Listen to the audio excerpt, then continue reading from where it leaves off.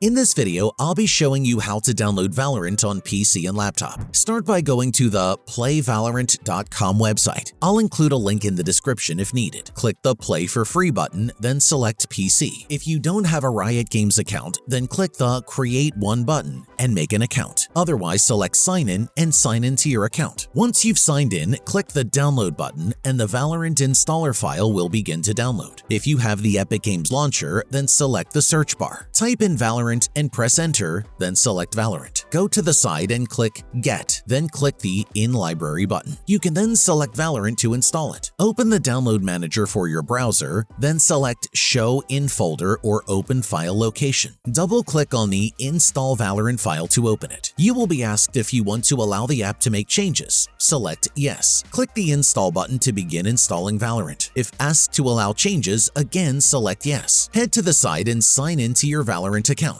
You can enable the Stay Signed In option so you don't need to log back in next time. A code may be sent to your email to verify. Once signed in, make sure you're on the Valorant page, then click the Install button. Change the install path or any other settings if you want. Then head down and click Install. When installing Valorant, you will also be installing Riot Vanguard, which is the anti-cheat software required to play Valorant. Wait for Valorant to install. Then you will see this message saying you need to restart your computer. Restart your computer, then open Valorant. You now know how to download Valorant on PC and laptop. Please leave a like if you found the video helpful.